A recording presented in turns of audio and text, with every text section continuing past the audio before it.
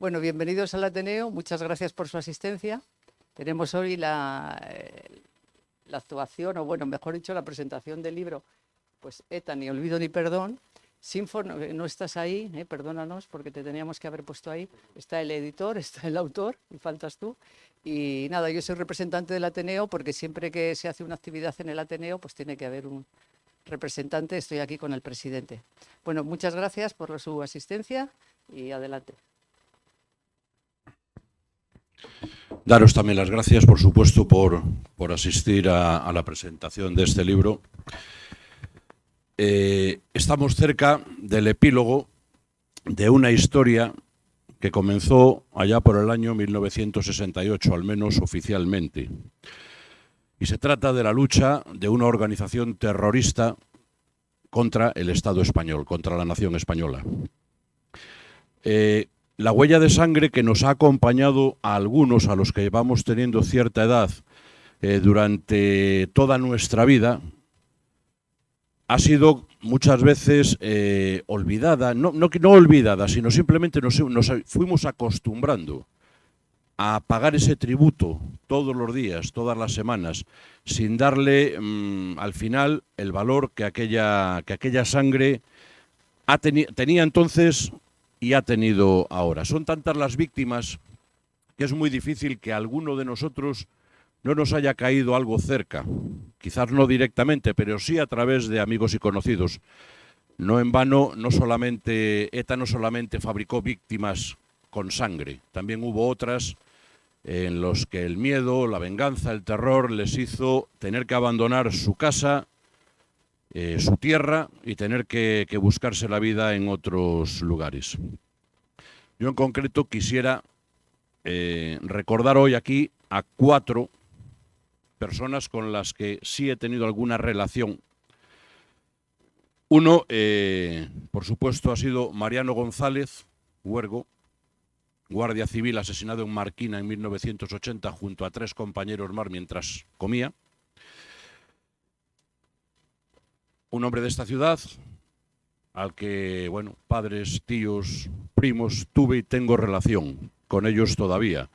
Uno de ellos ahora mismo es concejal todavía en el Ayuntamiento de Santander.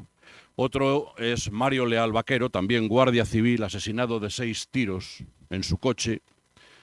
Excelente español y excelente persona. Otro es el teniente coronel Blanco, cuya muerte, cuyo asesinato puso fin a una de aquellas innumerables treguas trampa con las que la ETA vacilaba, vamos a expresar el término, a los distintos gobiernos españoles. He tenido la suerte de ser amigo y camarada de su hermano y de seguir siéndolo.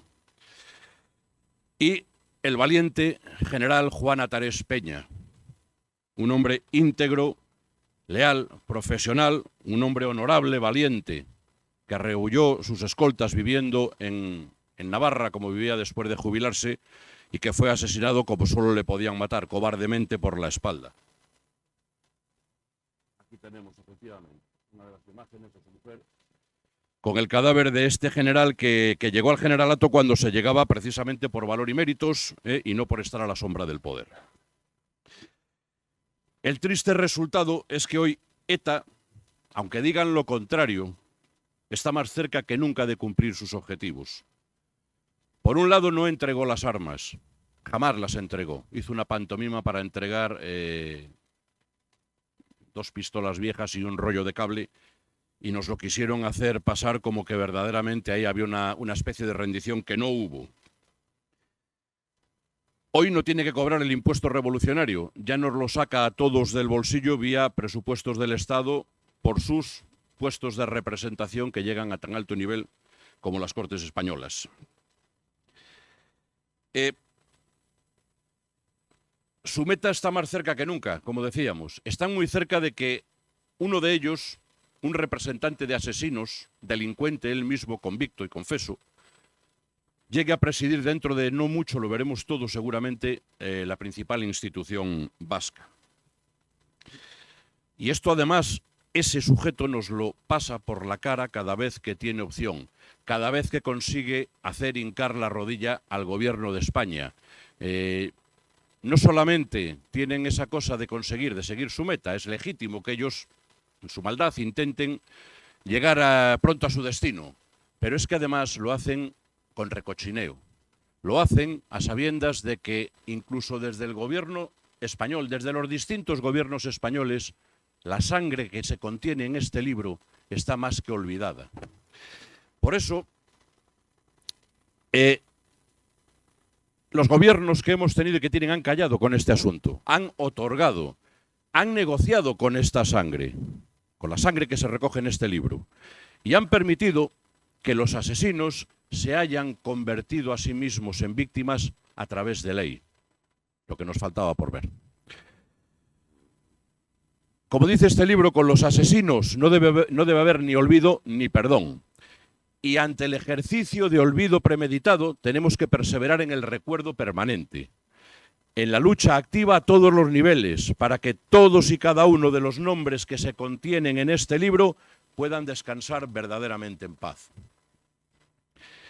La madre de Joseba Pagazaurtundúa, militante socialista, le espetó en la cara a Patxi López aquello de que haréis cosas que nos helarán la sangre.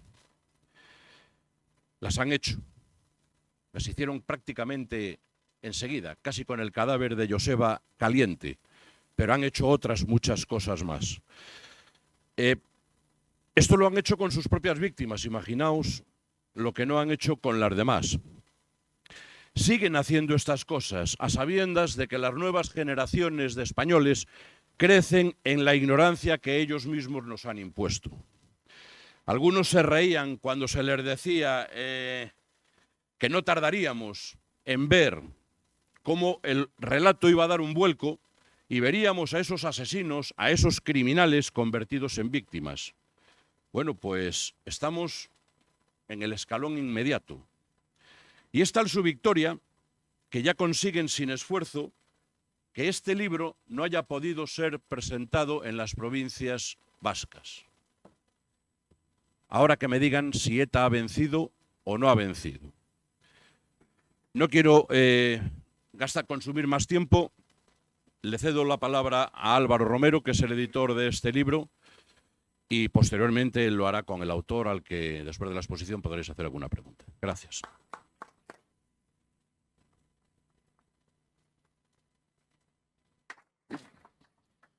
Buenas tardes.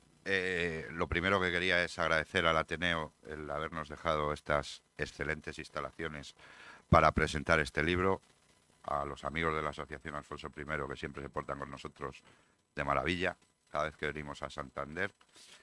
Y yo voy a ser muy breve. Yo simplemente voy a explicaros un poco la génesis del libro. El libro es uno de los pocos libros que tiene mi editorial en los que lo encargo yo, ¿vale? Yo conozco a Jesús Longueira porque además de una editorial de libros tenemos un pequeño periódico digital, se llama El Correo de España, ahora se llama NTV España, y Jesús Longueira de vez en cuando me mandaba algún artículo y siempre iban dirigidos a recordar a las víctimas de ETA.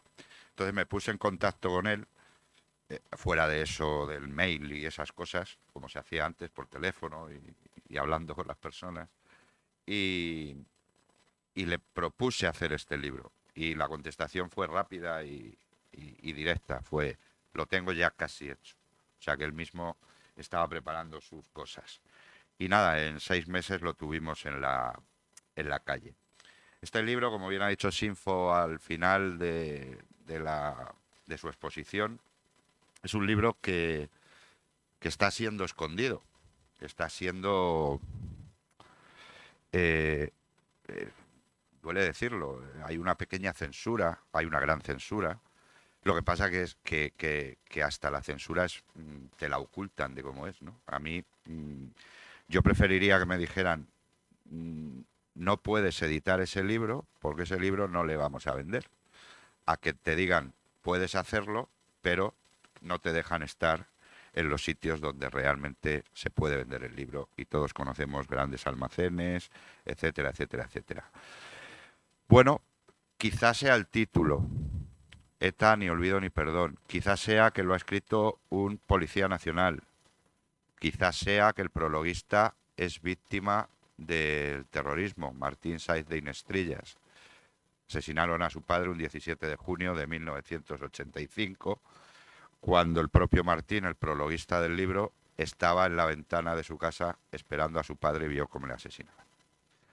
Quizá estas tres cosas sean las que, como bien ha dicho Sinfo, en febrero de este año hicimos esta cosa tan aberrante que es pedir ir a San Sebastián a presentar el libro en un hotel, en una sala de un hotel, pagándola, evidentemente, se pagó. Se pidió en nombre de la editorial y en nombre de Jesús Longueira y el prologuista Martín Sáiz de Inestrillas hacer una ofrenda floral a todos los asesinados por ETA en un monumento bastante feo que hay en la plaza del Ayuntamiento de San Sebastián. Y bueno, todo eso supuso que el ayuntamiento, la corporación municipal, no los abertzales, no los seguidores de la banda terrorista que todavía existen, sino la corporación municipal, en la que está el PNV, el Partido Socialista Obrero Español y bueno, no sé si es Bildu, HB, cualquier nombre de estos que usan últimamente para estar representados en las instituciones los asesinos de esta banda terrorista, hicieron una, no me va a salir la palabra, pero bueno, es una nota oficial en la que decía que la presencia nuestra allí en San Sebastián atentaba al proceso de paz. ¿Por qué atentaba al proceso de paz? Porque el libro lo escribía literalmente en la nota oficial, insisto, nota oficial gubernamental del Ayuntamiento de San Sebastián. Lo escribía un representante de la represión franquista, eso debía ser Longueira, Jesús, lo editaba un editor franquista, ese era yo, y lo prologaba un miembro de un empresario falangista.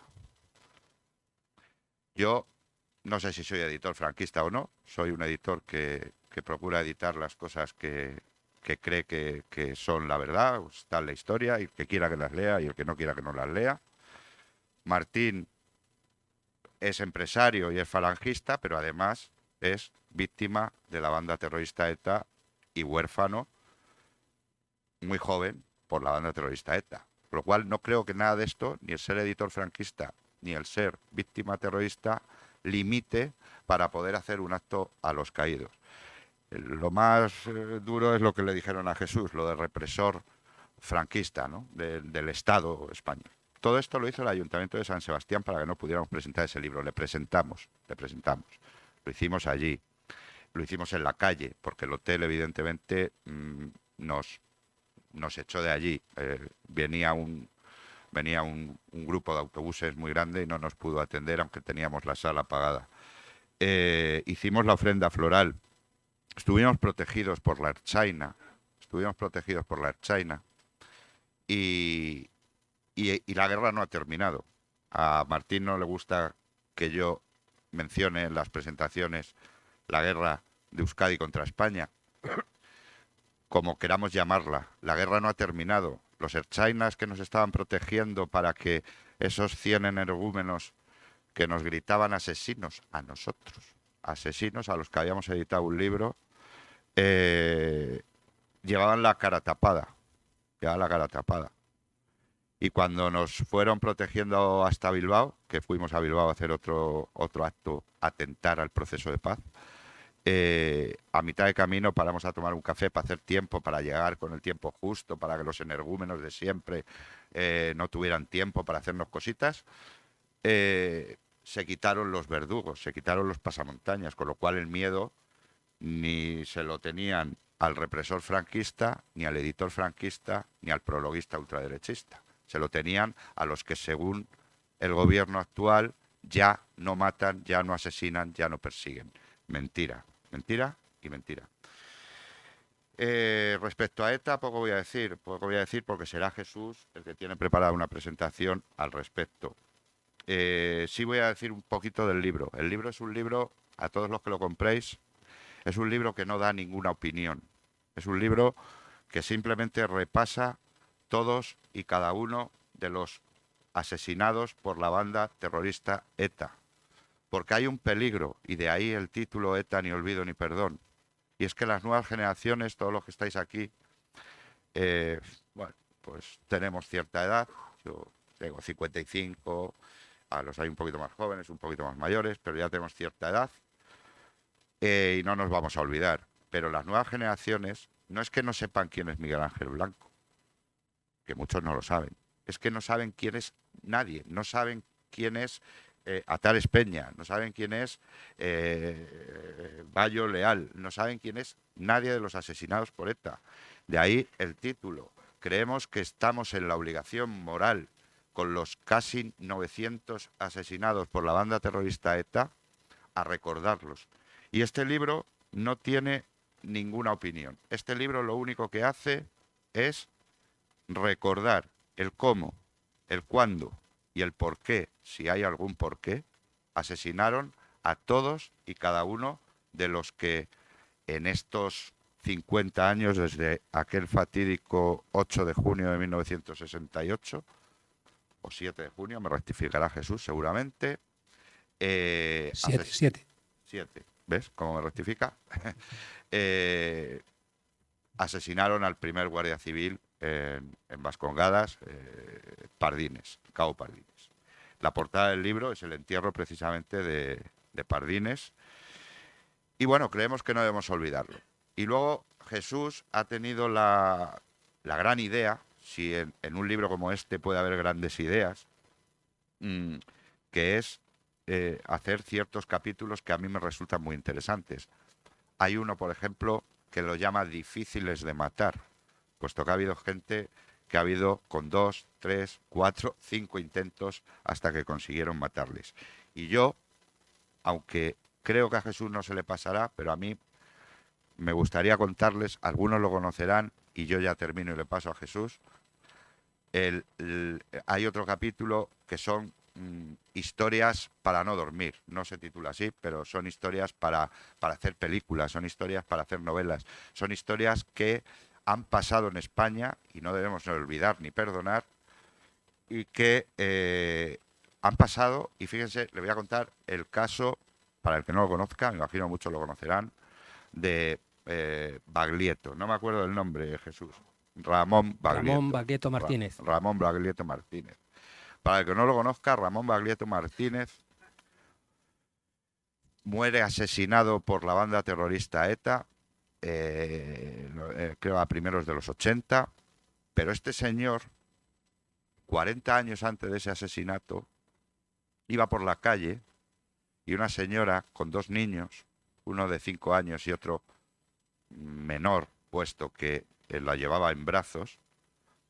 El niño que jugaba con 5 años a la pelota, se le va la pelota, cruza la calle inconscientemente como todos los niños, y Ramón Baglietto y la madre va a recuperar a ese niño, y Ramón Baglietto ve que viene un camión y va a atropellar a los 3. Ramón Baglietto tira de la madre, tira del niño que lleva en brazos, y el niño de la pelota muere. Ramón Baglietto salva a la madre y a ese niño que va en brazos.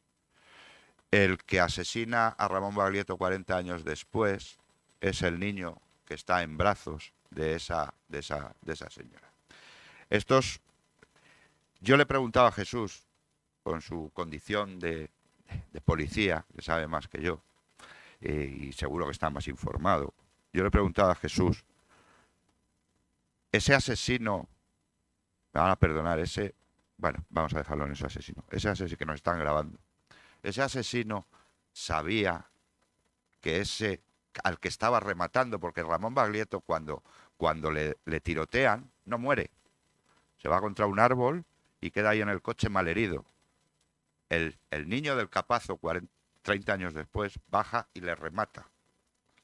Y yo le preguntaba a Jesús, ese ese personaje sabía que 30 años atrás le había salvado la vida. Jesús me dice que sí.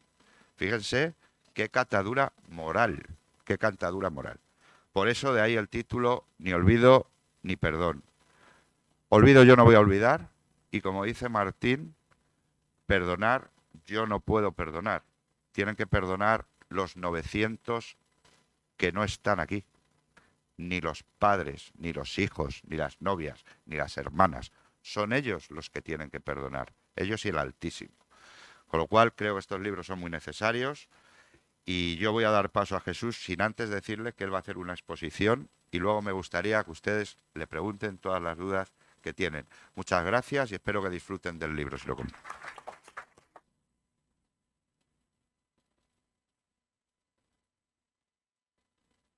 Bueno, pues buenas tardes. Muchas gracias a la directiva del Ateneo por recibirnos aquí esta tarde, a Sinfo y a su asociación por habernos invitado y sobre todo a Álvaro Romero porque es cierto lo que ha dicho, ¿no? Que en el momento que él me ha propuesto la idea, pues así ha sido. La acepté sin más porque considero que para mí esto es un honor y una obligación, ¿no?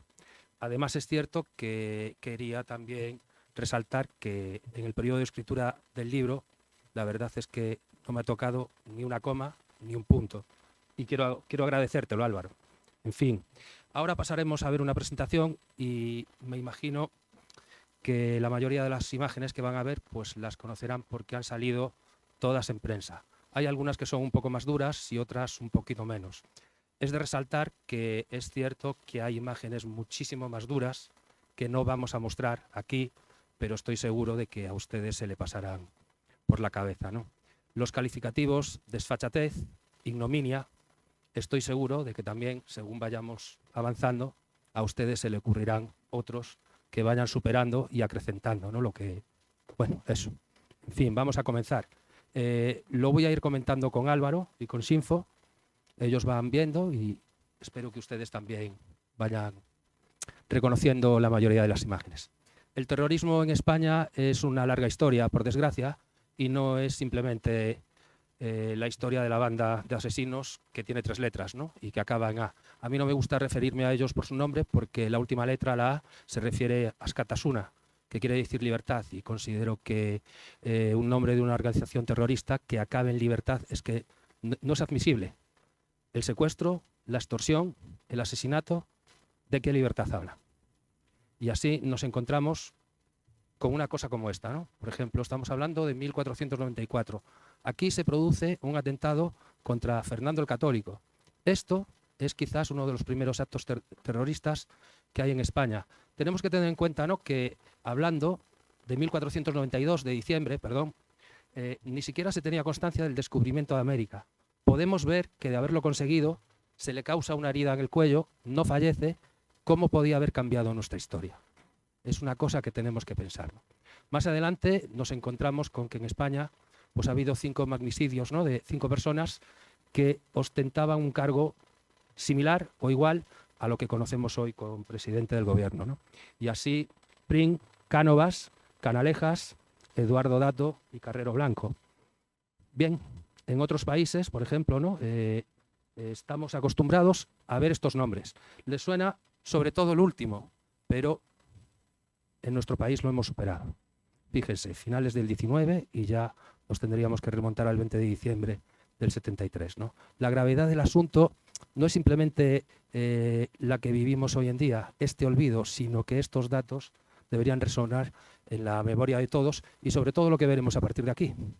Los tiempos recientes en España, pues esto es un pequeño resumen, ¿no?, de las organizaciones terroristas con las que hemos convivido, todos los que estamos aquí, pero es que hay muchas más, es una lista larga e interminable. Bueno, aquí ahora vamos a comentar que este número de 853 víctimas, realmente nadie sabe si fueron 853 víctimas o muchas más, porque según donde se mire, la lista del Ministerio del Interior, la lista de las asociaciones de víctimas del terrorismo, nadie sabe exactamente cuántos fueron, ¿no? En este libro sí que es cierto que yo voy desglosando y digo cuáles y cada una de las víctimas están en esta lista y le añado algunas otras que no figuran, pero que deberían estar.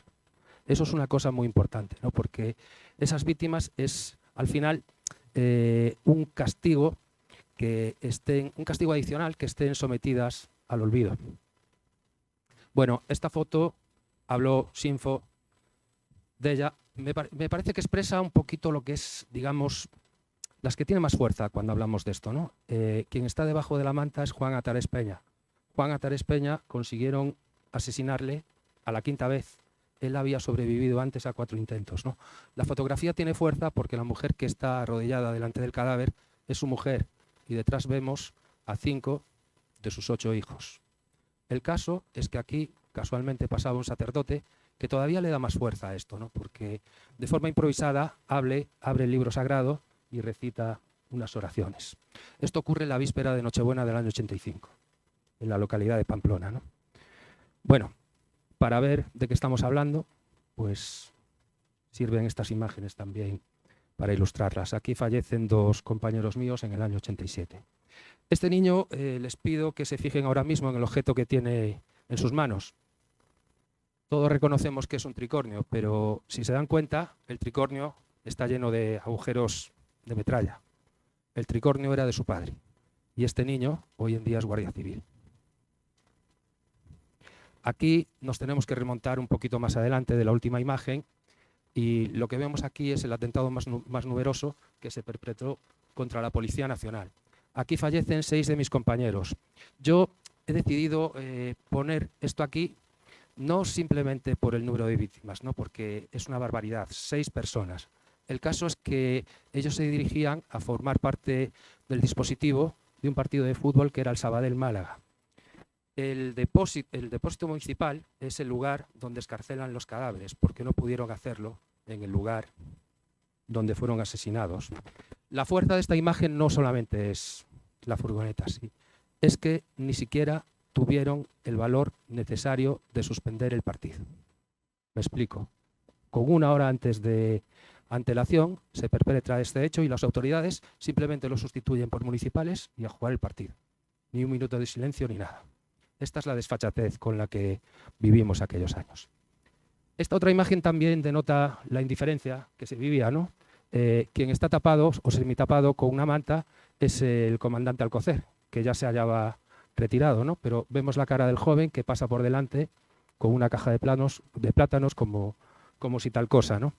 Esta imagen adquiere más fuerza con la siguiente. Aquí fallecen 2 compañeros míos y en realidad es la misma acción. Los terroristas escapan de perpetrar el atentado anterior en un coche y lo dejan abandonado con una bomba en su interior.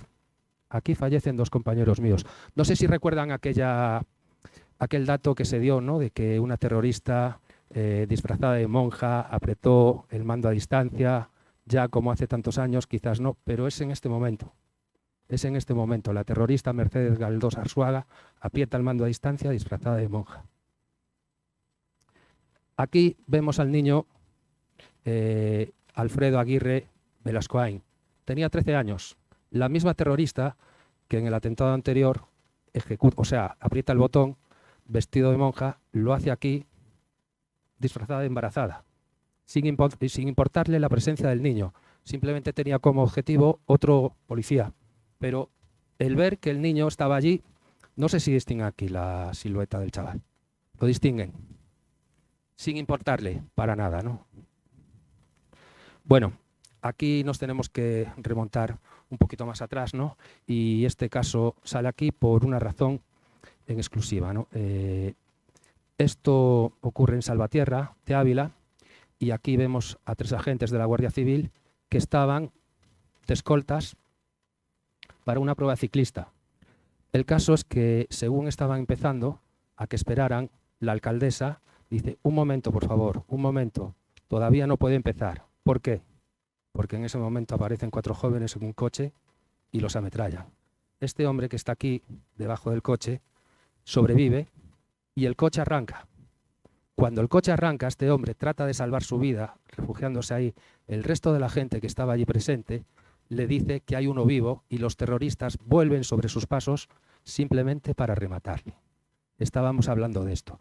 Quien le da a los terroristas datos sobre la prueba ciclista, es precisamente quien menos debería hacerlo, porque era el cura del pueblo.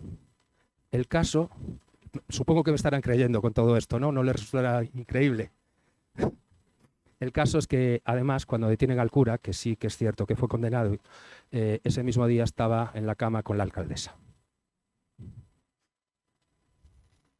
Bueno, pues esto ocurre en Madrid y es uno de mis compañeros. Supongo que esta imagen la recordarán porque salió hasta la saciedad en televisión, prensa escrita y en el resto de los medios de comunicación. Ven cómo tiene el brazo, ¿no? Él sobrevive con efectos de por vida, pero quien le salva la vida es el otro compañero del TEDAS que estaba delante de él, que simplemente se recuperaron unos trozos de su cuerpo. Bueno, este hombre es Juan Miguel Jiménez Madera. Este hombre fue lo que se dice un héroe. Salva su vida de milagro porque estaba presente el día del atentado de la casa cuartel de Vic. La niña que lleva en sus manos es su propia hija, ¿no? El caso es que la niña, minutos antes de la explosión que ocurre por la tarde, le pide al padre: papá, por favor, quiero bajar a jugar al patio con el resto de los niños. Recuerden que fallecieron un montón de niños. El padre le dice, espera 5 minutos que estoy terminando de ver esta serie que me gusta. Y en ese lapso de 5 minutos ocurre la explosión que acaba con la vida del resto de la gente. El padre ya había sido herido 3 años antes en la explosión de la casa cuartel de Arechavaleta. La casualidad quiso, ¿no?, que ese día, con la explosión, su mujer y la madre de esta niña, que estaba embarazada, del susto, adelanta el parto precisamente de la niña, ¿no?, que quería bajar al parque a jugar con el resto de los niños ese día. Bueno, no sé qué tal voy a decir. ¿Puedo seguir? Pues es que como no sabía cómo iba de tiempo, tengo aquí un par de presentaciones. Voy a cambiar, si me lo permiten. Sí.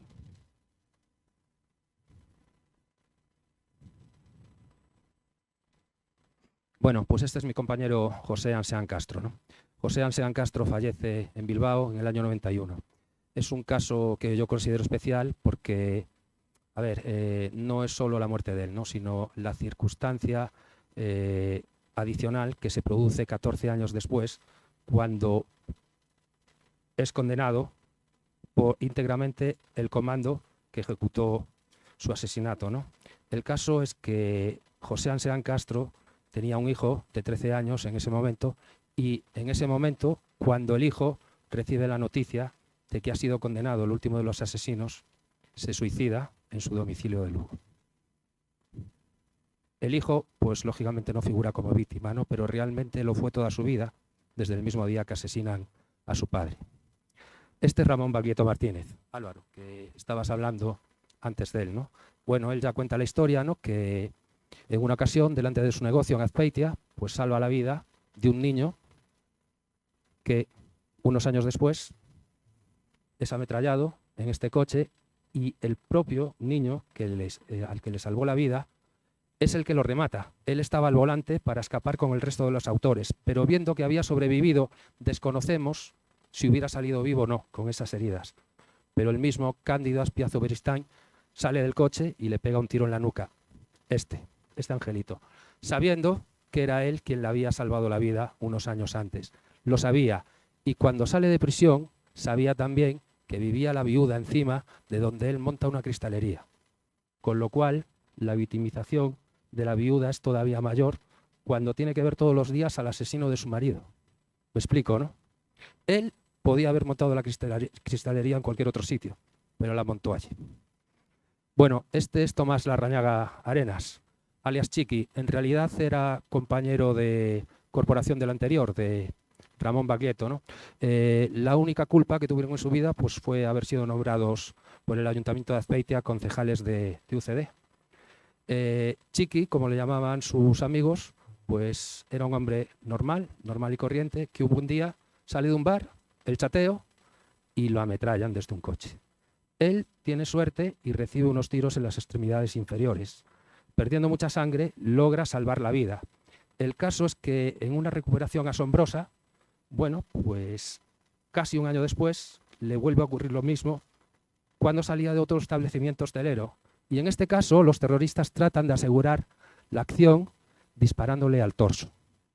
Pero Chiqui era un tío duro y también sobrevive.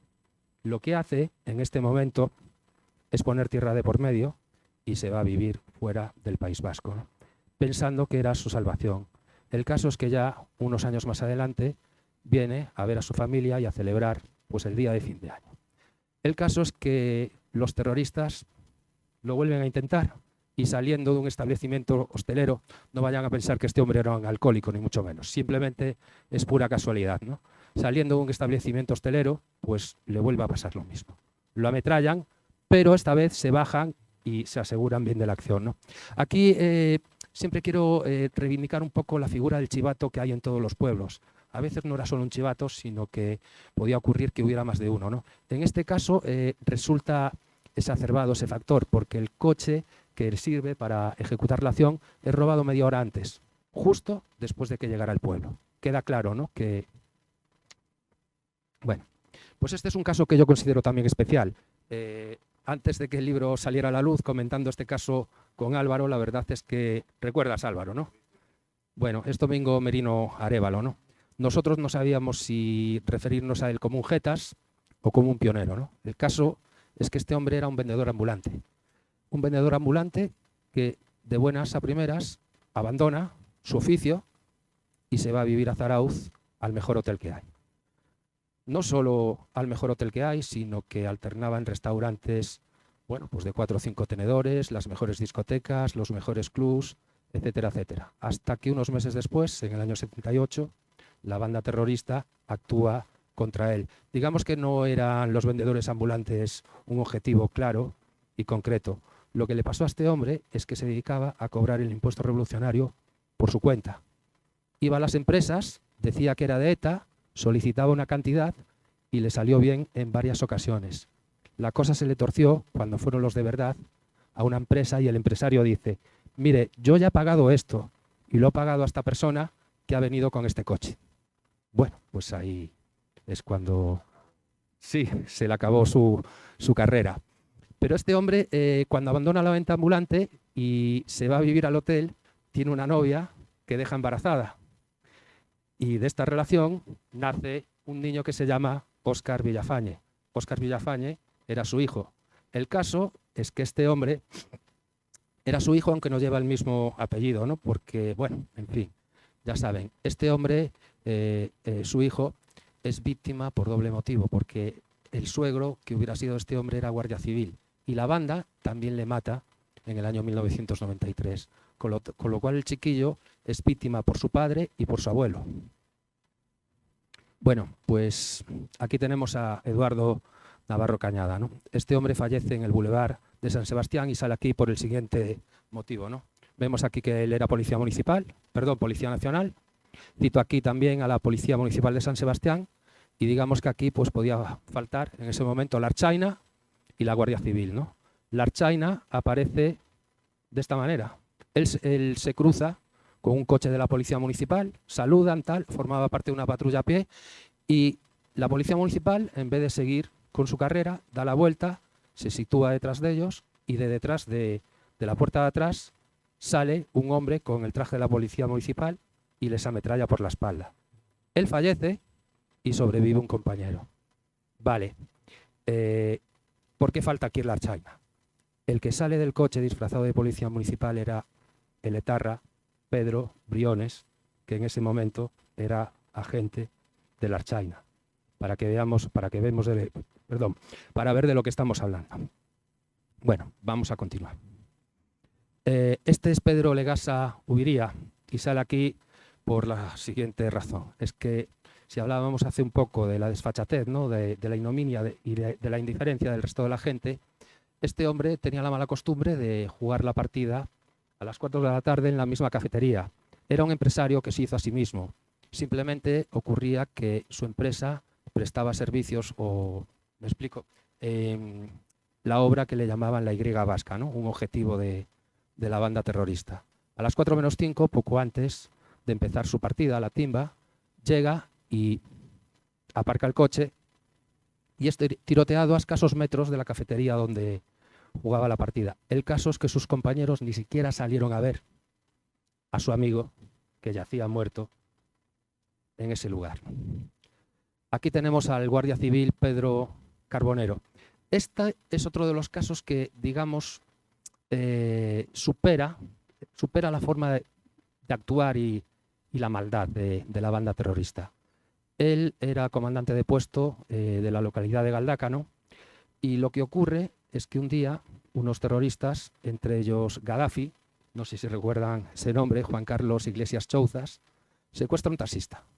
Secuestra a un taxista, lo abandona en las afueras y se va a buscar a este hombre que tiene la mala costumbre de pasear con su novia todos los días a la misma hora alrededor del ayuntamiento, ¿no?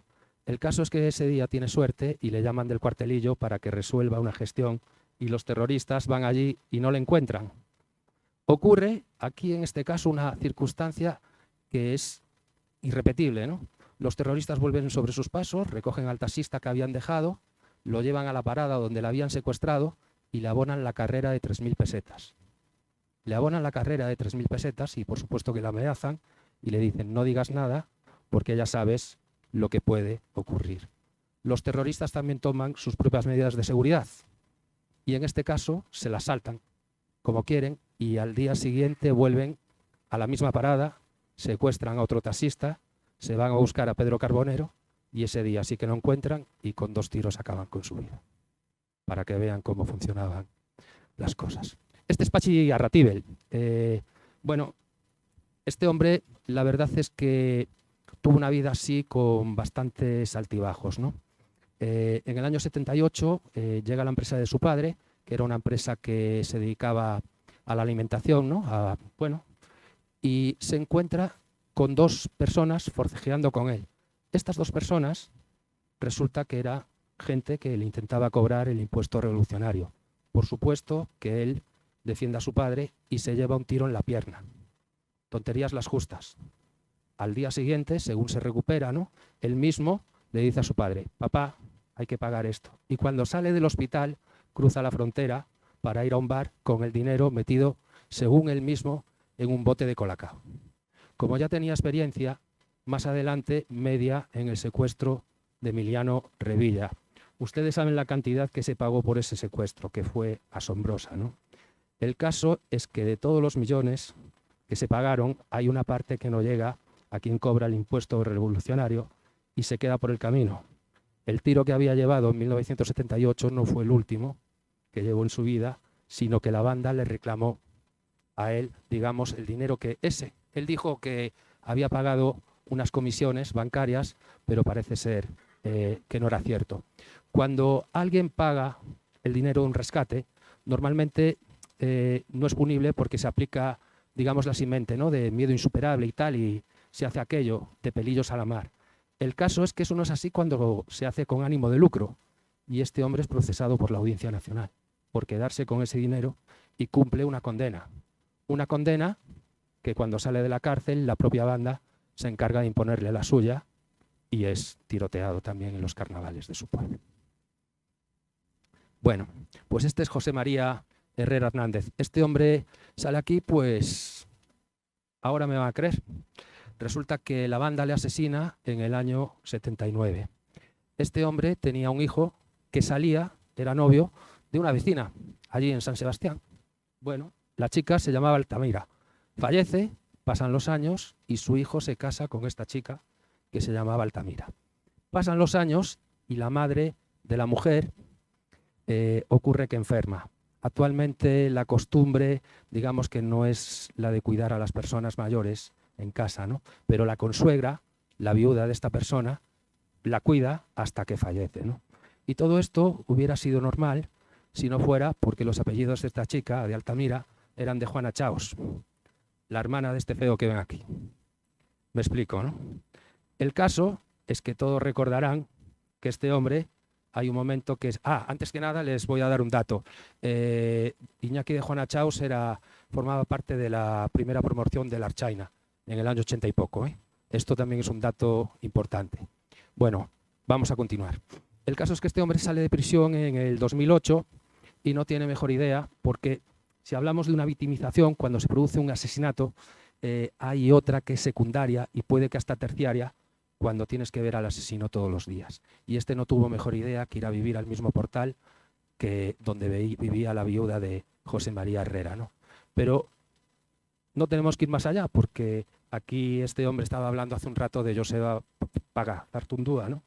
Y ahí también vivía su viuda y su mujer, en el mismo portal. Y unos metros más abajo, Julio Iglesias Zamora, que fue secuestrado por la banda durante 116 días. Bueno, este es José María Piris Carballo, ¿no? Esto es una historia que lamento mucho tener que contarla. Es el primer niño asesinado por la banda, ¿no? Ocurre el 29 de marzo de 1980 y dos de los autores son estos dos que ven aquí. Jesús María Zabarte Arregui, ustedes lo habrán conocido hace unos años en una cadena que se mandaba por teléfono y que se llamaba El Cagarri de Mondragón. Recordarán aquella historia seguramente, ¿no?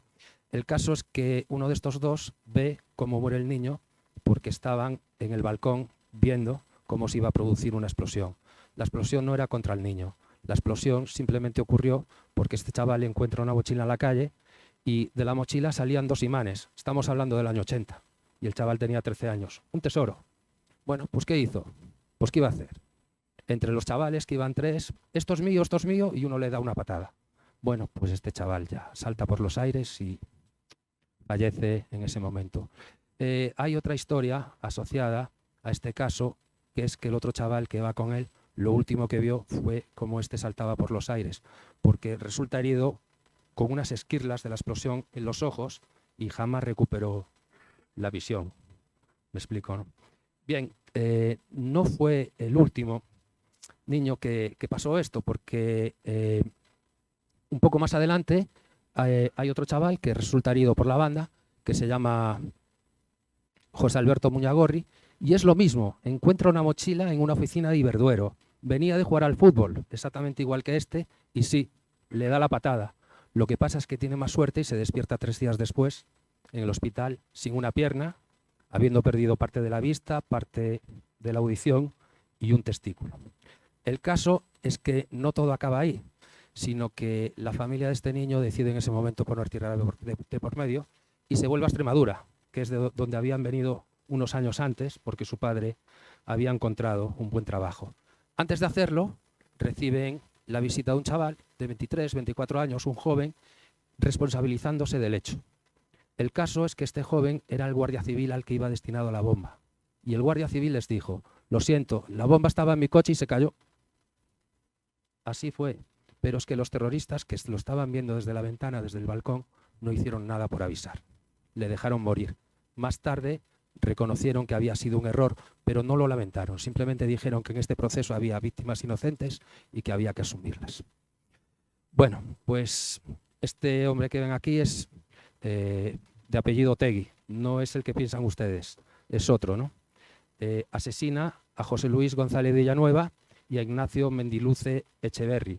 Son dos ertzainas que, si recuerdan este caso, hacen una persecución de este hombre que ya venía escapando de una riña que había tenido con otra persona, saltándose los semáforos, haciendo caso omiso de las rayas continuas, le persiguen hasta su casa y cuando llegan les dispara por la espalda un tiro a cada uno de los dos ertzainas. Este hombre no era de ETA, simplemente pertenecía a Jarray y eso es lo que hace que los dos ertzainas no figuren como víctimas de la banda terrorista ETA. Sí como víctimas del terrorismo, pero eso fue bastante más adelante. Lo que ocurre es que al no ser terrorista no entiende la Audiencia Nacional y es juzgado en la Audiencia Provincial de San Sebastián. Esto es en el año 95 y si recuerdan, ese es el año en el que se estrena la ley del jurado. Pues ya tenemos ahí el caldo de cultivo, lo que mejor saben hacer, lo que mejor se les da, ¿no? Unas amenazas por aquí, unas coacciones por allá y automáticamente aparecen, digamos, ¿no?, los miedos, etcétera, etcétera. Todo el mundo trata de librarse de formar parte del jurado, pero a los que no les queda más remedio que formar parte de él. Al poco tiempo, en un fallo, bueno, no digo que sea vergonzoso por su parte, pero sí puede ser vergonzoso lo que voy a decir a partir de aquí. Ellos lo declaran inocente, simplemente por el miedo. Les da igual las razones jurídicas, ¿no? Pero a los 5 días sale a la cárcel y nos encontramos, ¿no?, con que cuando se quiere repetir el juicio y entra en juego la Audiencia Nacional, este hombre ya está cumpliendo condena en Francia por pertenencia a banda armada, para que veamos cómo la distinta velocidad a la que funcionan la justicia, ¿no? Bueno, y este es Jesús Ulayar Liciaga. Este hombre había sido alcalde de Echarri, Aranaz, y figura aquí pues simplemente por una cosa. Si les hablaba en otro caso, ¿no?, de la figura del chivato, si les hablaba hace poco de la figura del chivato, en este caso es exacerbado, porque el chivato era su propio sobrino, el que pasa los datos. Me explico, ¿no?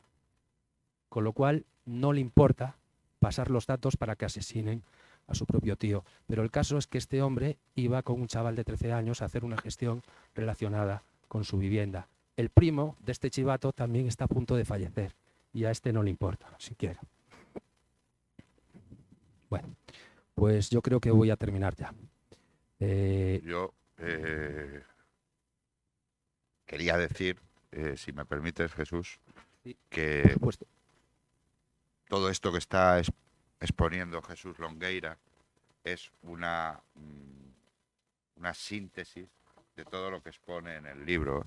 Él hace un análisis detallado de todos y cada uno de los casos. Como veis, Jesús es una especie de computadora mental y me imagino que leyendo el libro lo que ha hecho es, si algo se le pasaba, pues informarse de eso. En cada caso da datos del chivato, si lo hubiere, del vecino que pasaba por allí. Jesús Longueira lo que ha hecho es un trabajo que está resumiendo mucho en estas fichas, un trabajo excepcional para lo que es el libro, ¿no? Que no se olvide, luego cada uno perdone o no perdone, eso cada uno que haga lo que quiera, pero que no se olvide ninguno de los casos que han llevado a que 854 familias españolas no estén hoy completas, ¿no?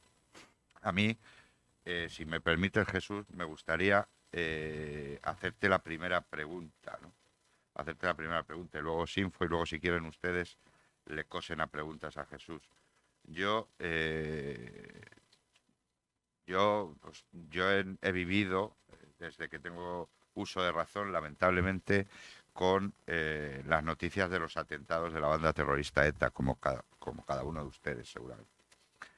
Cuando uno es joven, cuando uno todavía no tiene formado que hay que preocuparse por la sociedad, etcétera, etcétera, pues no le da importancia a las cosas. Pero llega un momento, en mi mente hay un clic mental que un atentado te llama la atención y te dice, joder, esto ya... A mí me sucedió con el caso de la mochila y a mí me sucedió con el caso de el padre del prologuista, ¿no? Quizá porque yo conocía al prologuista antes de que asesinara a su padre, ¿no? A ti, Jesús, hay un caso que dices, ostras, me tengo que dedicar profesionalmente incluso a parar esta barbarie. ¿Hay un caso que te haga ese clic que menciono yo? Pues son muchos, ¿no? Pero aquí es necesario comentar el atentado de Hipercor. Simplemente por el número de víctimas, ¿no? Que son 21 y que, a ver, fue una sinrazón dirigida a la población civil. No sé, son muchísimos casos, pero si hubiera que resaltar uno tendría que ser ese. Sin más, el sufrimiento de las víctimas que no fallecen por la explosión, sino que fallecen en ocasiones, semanas después, abrasadas. Y los heridos, claro. Sí, mira, de acuerdo a esto que estabas hablando ahora y esto que has dicho sobre el atentado de Hipercor y lo que vino después, ¿cómo es posible que conozcamos, sabemos de primera mano, que hubo políticos de instituciones democráticas, aunque su comportamiento deje bastante que desear, que negociasen abiertamente con la banda, por ejemplo, el hecho de que su territorio estuviese libre de atentados, y esa gente no pagase por esa inhumanidad, diría yo, porque la banda no paraba. Lo que hacías era mandar a los muertos, mandar la sangre, mandar las bombas a otro sitio. Y eso se supo. Sin embargo, nadie pagó por ello. Claro que se supo y nadie pagó por ello, pero debería haber pagado. Y todos tenemos muy claro el nombre de esa persona Efectivamente, ese. Pero hay otro caso que también tenemos que comentar aquí, ¿no? Es el de aquella frase que pronunció una persona de tradición cristiana y tradición carlista, ¿no? Que unos agitan el árbol y otros recogemos los frutos. Ese es quizás también una de las personas que tenía que haber pagado. Nos estamos refiriendo a Arzallus, ya lo saben ustedes, ¿no? Arzallus. Bueno, A mí me gustaría que hicieran ustedes alguna pregunta, levanten la mano, yo os info les voy dando paso. Sí les pido que como no hay micrófono ustedes, sí lo hay, perdón. Pues ahí tenemos una pregunta. Hola, buenas, me presento. Yo soy un ciudadano raso, no nada de particular, pero me considero víctima del terrorismo como todos los millones de españoles que prácticamente desde que nacimos lo hemos tenido que soportar. Bueno, yo en concreto, además, puedo contar acerca de mi vida, que desde el año 84 hasta el año 89 viví en Bilbao y estudié Bellas Artes allí, así que podría contar unas cuantas anécdotas sobre Agitprop en la Facultad de Bellas Artes, bastante interesantes. La vida me llevó a Belfast en el año 92 y estuve viviendo allí hasta el año 94. Así que involuntariamente soy una especie de experto en terrorismo. En fin, efectivamente no he estado involucrado en nada de eso, ni soy policía ni nada, pero lo he vivido directamente. Yo he escuchado bombazos y bueno, he conocido anécdotas bastante sangrientas de amigos míos, especialmente allí en Belfast. Bueno, la cuestión es, yo soy de esos que jamás se ha creído lo de la tregua de ETA, jamás. Y yo no sé ustedes qué opinan, pero vamos a ver, vamos a pensar en el futuro. Imaginemos que la derecha gana unas elecciones en España, se afianza y pasa un periodo de tiempo gobernando, prolongado. Yo opino que ETA no está desaparecida. Por supuesto no ha sido vencida, está a punto de conseguir el objetivo definitivo. Yo no sé si les merecería la pena meterse en líos una vez logrado esto, pero supongo que la independencia del País Vasco tardará en llegar. Entonces, yo me imagino durante un periodo de tiempo a una posible derecha, no sé exactamente cómo estaría constituida, gobernando en España. ¿No piensan como yo soy de la opinión de que ETA se reactivaría en esas circunstancias y no tardaría demasiado tiempo en volver a asesinar? No sé qué opinan al respecto, pero yo pienso que esa es una amenaza que sigue ahí, no ha desaparecido, y me gustaría conocer su opinión al respecto. Yo te voy a dar la mía, luego Jesús.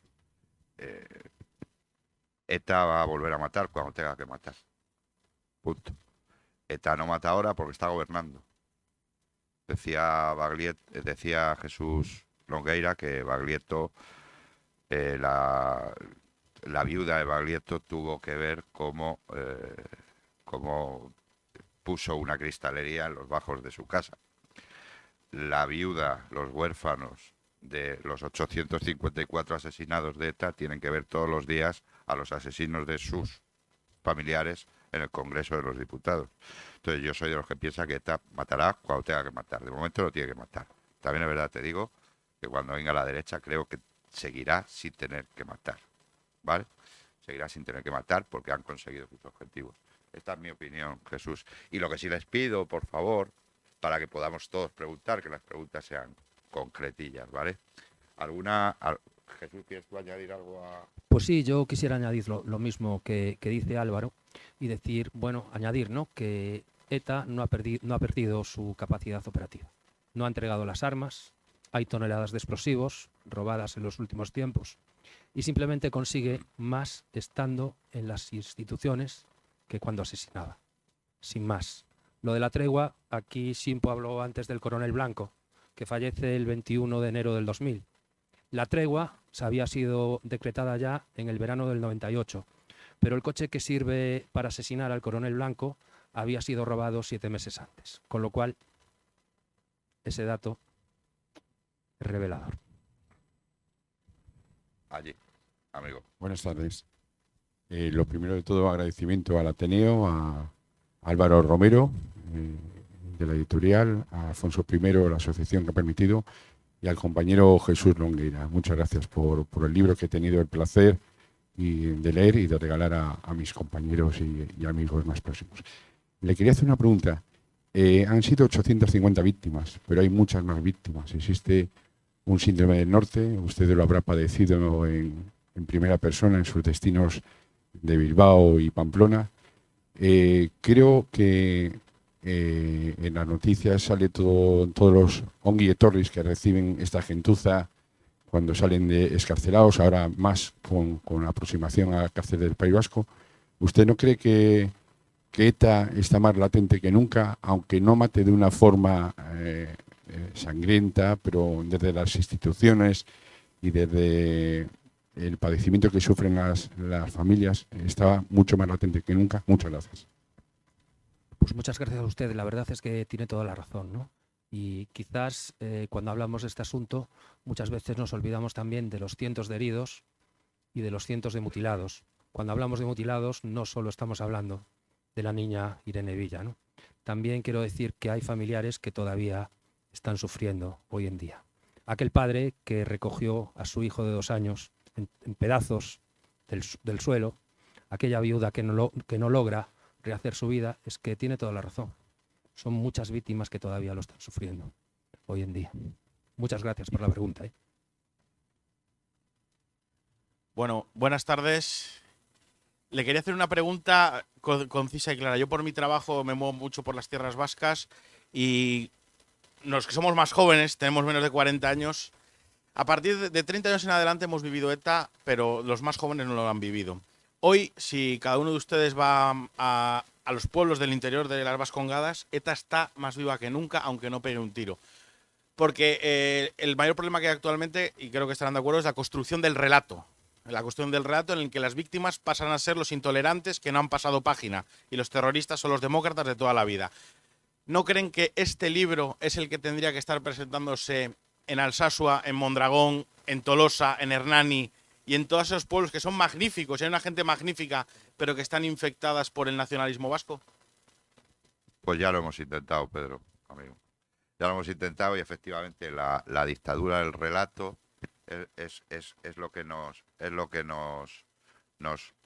tiene donde estamos, ¿no? Nos tiene donde estamos. La dictadura del relato. Ojo lo que digo, la dictadura del relato. Es que una corporación municipal nos ha tachado a nosotros de atentar contra el proceso de paz por editar y presentar un libro de recuerdo a las víctimas de ETA. Esa es la dictadura del relato. A mí me preocupa que mi nieta o mi hija reciban ese relato. Y si no hacemos algo, ¿qué podemos hacer? Pues la batalla de las ideas, editar libros, publicar libros, comprar libros, regalar libros, obligar a tu nieta a leer ese libro, si no, no la compra la bicicleta. Porque si no, la dictadura del relato va a hacer una sociedad que no va a saber que ha habido 854 españoles que, como bien decía el primer asistente que ha preguntado, las víctimas de ETA no son los 854 españoles, somos los 40 millones de españoles, porque ETA mataba por el mero hecho de ser español. ETA mataba, atentaba contra los españoles. Cogió uniformes, luego se fue a Hipercor, un tal Muguruza, que en paz descanse, o no, dijo que había que empezar la lucha de los ataúdes blancos. Todos sabemos lo que son, quién va dentro de un ataúd blanco. Entonces, las víctimas de ETA somos los 40 millones de españoles. Entonces, hay que luchar contra esa dictadura del relato, y es muy importante. Por aquí había dos preguntas. De todas maneras, llama también la atención en eso, quizás la cobardía de todo un pueblo, la deshumanización de todo un pueblo que es incapaz, en muchos casos, de siquiera salir a consolar a una mujer que está llorando en el suelo en un charco de sangre. Y eso ha sido el pueblo vasco. El pueblo vasco ha sido un pueblo ruin y cobarde. Los que estaban en el lado de las pistolas y los que estaban detrás de los visillos. Eso tampoco lo podemos olvidar. Esa es su cruz también. Y por otro lado, también tenemos que tener en cuenta que en el lado de por debajo de las provincias, en el lado de Madrid, tenemos un presidente que no dudó en dar el pésame por el fallecimiento de un asesino etarra en la cárcel. Y hemos tenido, afortunadamente ya no, un vicepresidente que hace escasos días ha tildado a un etarra ya entrado en años, de estos que ha salido de la cárcel, como héroe por una tontería en la calle. Eso es lo que nos tenemos que hacer mirar. Esto es lo que tendríamos que ver, qué estamos poniendo en nuestras instituciones, como para que a estas víctimas se las haya que esconder y, sin embargo, un presidente del gobierno de España le dé el pésame a una banda terrorista porque uno de sus criminales ha pasado a mejor vida. O peor, según se mire. Así es. Hola, buenas tardes. Buenas tardes. Mire, yo desde el año 2000 he trabajado en el País Vasco. En los últimos 15 años en Rentería. No tengo nada que ver ni con policía, yo era en una fábrica como mando y he llegado a entender cómo piensan. Y no es fácil, porque a un policía no se lo van a decir. Lo voy a poner, ya que estamos con la presentación de un libro, como si fuera escribir un libro. Si los españoles tuviéramos que escribir un libro, escribiríamos 1 o 2 capítulos al año. El día que hay una manifestación, un capítulo; el día que hay otra manifestación o concentración, otro capítulo. Mientras que allí escriben un párrafo todos los días. Todos los días. Por eso nos van a vencer, por eso nos han vencido y por eso llegarán a sus objetivos, mientras que nosotros pues nos quedaremos un capítulo al año, se me olvida, no sé qué piensan si eso es así. Yo he tenido bajo mi mando gente de la Cale Borroca y he hablado con ellos. Bueno, tú estás diciendo que militantemente son más conscientes de lo que tienen que hacer. Es un hecho evidente. Es un hecho evidente. Yo lo que no estoy de acuerdo contigo es en que nos han ganado. El hecho de que hoy estéis aquí 70 personas es un hecho evidente de que no nos han ganado. Es un hecho evidente de que no nos han ganado. Si es verdad lo que... Bueno, pues vamos a inocularles el veneno a las otras 10.000. Vamos a escribir ese párrafo diario. Vamos entre estas 70 personas, como decía el que preguntaba anteriormente, a que no dejar enfermar al resto de la sociedad con la dictadura del relato. Ese es nuestro trabajo. Yo no estoy de acuerdo en que los hayan vencido. Sí estoy de acuerdo en que han trabajado mejor y que han hecho de su lucha, es que me duele llamarle lucha, le han hecho de su lucha, que hasta el pueblo les apoye. No olvidemos que, como decía Sinfo, el pueblo vasco les ha apoyado, les ha apoyado, que luego algunos se enfadan conmigo, he oído apoyado, les han apoyado. Bueno, miedo, apoyo, muchas cosas, han trabajado bien. Nosotros todavía no, lo que no estoy de acuerdo es que nos hayan vencido ya. Yo tampoco estoy de acuerdo en que nos hayan vencido. Y además nosotros no queremos que nos venzan y por eso estamos aquí hoy delante de ustedes con esta obra que tienen aquí. Claro, Correcto, claro, lo he correcto. dicho yo, lo he dicho yo. En la operación Ogro, con lo del asesinato de Carrero Blanco, ¿pensáis que había intereses de quien ya sabéis, de extranjeros, por parte de este asesinato? ¿Cómo lo veis? Bueno, pues ese es uno de los primeros capítulos del libro y precisamente se trata ese tema, ¿no? El caso es que yo he preferido no meterme en eso, porque no existen pruebas. Y sí hay 3 autores conocidos de la banda, que fueron condenados 2 de ellos, y ya saben que 3 años más tarde uno saltó por los aires con una bomba que le pusieron en su coche. No voló tan alto, me explico, ¿no? Pero voló. Estamos hablando de Argala. El caso es que sí que es cierto que considero que eso merecería un libro aparte, ¿no? Yo no sé si ha sido la CIA o no, hay mucho que investigar. En cualquier caso, ya le digo, hay 3 autores conocidos de la banda y eso es lo que comento en el libro, junto con otros hechos que son comprobados. Sin más, ¿eh? Pues a mí, si me permites, si me permite el Ateneo, me permites Sinfo y me permites tú, como editor, tengo que meter publicidad, ¿no? En octubre, SND Editores va a sacar un libro escrito por el coronel Manrique, un militar de prestigio del Servicio de Inteligencia, porque ahora hace 50 aniversario del magnicidio de Carrero, y bueno, pues habla de eso, y en el que la CIA le mete bastante en el proceso. Yo no digo que sea así o no, pero meto la cuña publicitaria con el permiso del Ateneo, de Sinfo y de Jesús. Así.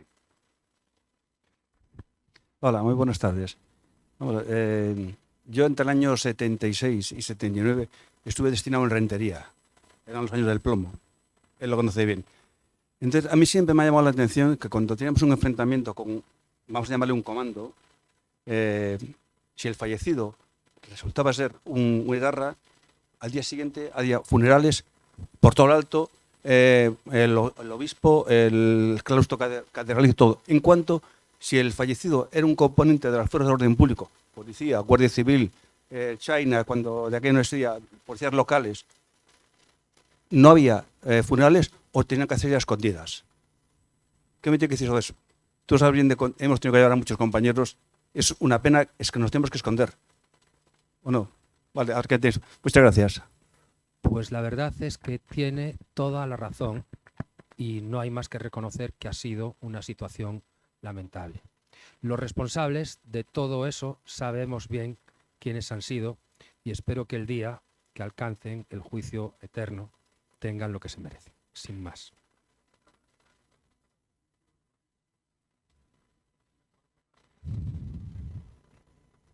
Muchas víctimas sin funeral, saliendo por la puerta de atrás. Es así. Bueno, yo si me Escondidas. permites, antes de la pregunta que va a hacer el compañero, me permito la licencia de comentar lo que en la anterior presentación de este mismo libro en Cartagena dijo el prologuista Martín Sailín Estrillas, que con las preguntas del público pues le preguntaron sobre el asesinato del funeral de su padre. Bien. Se cometió tal vileza por parte del gobierno de turno, no me acuerdo si era el socialista o el popular, el gobierno de turno, porque la vileza... Era socialista. Que era socialista, vale, pues me da igual, porque es que la vileza ha sido por todos los gobiernos. Se cometió tal vileza que para que fueran las autoridades a despedir, la familia se negaron. Martín dice y reconoce, porque cuando asesinan a su padre iba otro teniente coronel, iba un soldado que estaba haciendo la mili, un soldadito que estaba haciendo la mili. Casillas se llamaba. Soldado Casillas. La familia del soldado dijo: donde esté la familia de los jefes de mi hijo, estaremos nosotros. Tuvo mucha dignidad, lo recuerda Martín emocionado. En Cartagena se le saltaron las lágrimas recordando. Pues el gobierno celebró un funeral con televisión con 3 ataúdes vacíos, porque los ataúdes del comandante Inestrillas, del teniente coronel, no me acuerdo el nombre, Dios me perdone, y del soldado Casillas estaban velados por sus familias. Y la prensa y los ministros y el rey de España estaban delante de unos ataúdes vacíos. Hasta ahí llegaba la vileza de los gobiernos. Hola, Una buenas pregunta tardes. más y pasamos a la firma de libros, que nos están diciendo que ya está. Y ha estado muy interesante y espero que les guste el libro. La última pregunta. Vale, voy a ser breve. Una cosa que está comentando antes con Jesús. Mucho nacionalismo vasco, mucho amor a la patria, pero 2 de los peores asesinos que tuvo ETA no eran vascos. No sé si debo decir los nombres o no, Jesús. Sí, por Carí supuesto. Simón, Juan Paredes Manot, Alias Chiqui, paisano mío, por desgracia. Y Kepa del Hoyo. También. Eso por un lado. Y muchos otros. Sí. Y por otro lado, que se han tocado muchos puntos, pero por la parte que me toca voy a arrimarlas con mis sardinas. Yo he sido funcionario de prisiones, como bastante los que hay aquí saben, y también hemos sufrido bastante este cuerpo. Yo estuve en esos años malos, en Martutene destinado. los años 74, 75, 73, una época que a mí me impactó de tal manera que estuve 20 años sin volver por San Sebastián después de venir destinado ya para acá. Y por otra parte, que no hemos hablado del sufrimiento psíquico o psicológico, porque se puede morir en vida, sino que se lo pregunten a José Antonio Ortega Lara, nada más que eso. Pues sí. Dale tú. Muchas gracias por su aportación. Es que hemos mantenido una conversación antes de la que tendremos una segunda parte. Muchas gracias, ¿verdad? Bueno, yo tengo aquí un amigo, aquí al fondo, que en breve estaremos aquí, si él me lo permite decir, presentando su libro, hablando sobre eso. Hablando precisamente sobre eso, sobre el síndrome del norte, ¿correcto? Así que si el Ateneo me lo permite, ya tenemos fecha cerrada para el siguiente libro.